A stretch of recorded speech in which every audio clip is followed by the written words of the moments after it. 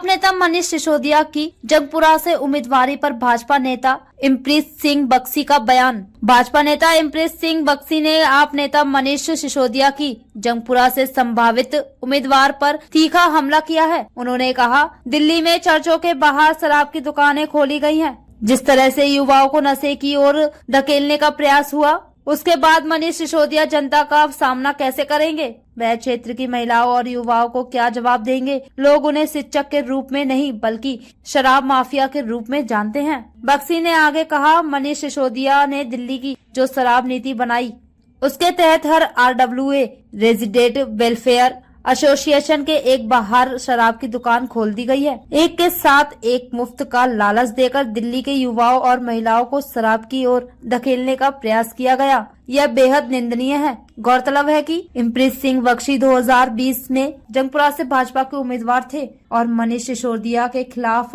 आगामी चुनाव में भी भाजपा के संभावित उम्मीदवार हो सकते हैं। गिरजाघरों के बाहर शराब के ठेके खोले गए, जिस तरीके महिलाओं के लिए अलग शराब के ठेके खोले गए, युवाओं को नशे में झोंकने की कोशिश की गई, उसके बाद मनीष जी क्या सोचते हैं? किस तरीके वो जनता को फेस कर पाएंगे? किस तरीके क्षेत्र की महिलाओं को, युवाओं को वो फेस कर पाएंगे? किस तरीके वो जनता के बीच में जा पाएंगे? देखिए, अरविंद केजरीवाल और मनीष सिसोदिया का शिक्षा मॉडल पे उनका शराब मॉडल ज्यादा हावी है, और जिस तरीके से उन्होंने शराब की दलाली में पैसा कमाया और उससे दिल्ली की जनता को ठगा, और जिस तरीके हर स्कूल के बाहर, कॉलेज के बाहर वादा तो करके आए थे, नए स्कूल नए कॉलेजों का वादा करके आए थे, दिल्ली को एक उच्च स्तरीय सिटी बनाने का, पर किया क्या उन्होंने? उन्होंने दिल्ली को नशे में झोंकने का प्रयास किया, और दिल्ली की जनता बहुत अच्छे से जान चुकी है उनको, इसलिए वो यहाँ आए हैं।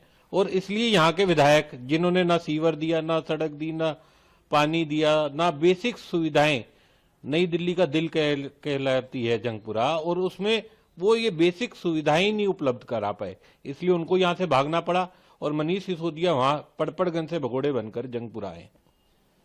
बात शिक्षक की है ही नहीं, बात है यहां पर शराब माफिया की।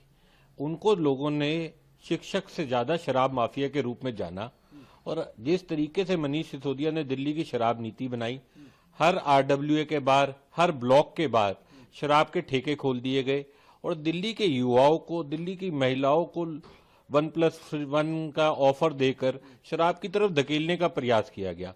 ये बहुत ही निंदनीय और बहुत ही कंसर्न्ड इशू है कि जिसको हर आम जनमानस ने अपने घर के बाहर महसूस करा है। और आज ये बात कर रहे हैं शिक्षा की। अगर शिक्षक की भूमिका में वो रहते तो पिछली बार बड़ी मुश्किल जीते, आखिरी राउंड में जाके घिसते घिसते घिसते जीते, तो इस बार उन्होंने कॉन्स्टिट्यूंसी बदली क्यों? और जो नए उम्मीदवार के बारे में वो बात कर रहे हैं, उसके बारे में तो सबको पता है कि इस तरीके का आचरण है उनके। कितने वीडियो हम सब लोग देख चुके हैं। पहले वो केजरीवाल को गाली देते थे, वो केजरीवाल को प्रेज करते हैं, उनकी पार्टी के लोग उनको बोलने ही नहीं देते। तो धीरे धीरे इनकी कलाई खुलेगी। अली बाबा 40 चोर, डिप्टी CM अपनी सीट छोड़कर भागकर जंगपुरा आए हैं, अभी CM भी अपनी सीट छोड़ेंगे, जो मौजूदा CM है वो भी अपनी सीट छोड़ेगी, पूर्व CM भी छोड़ेंगे।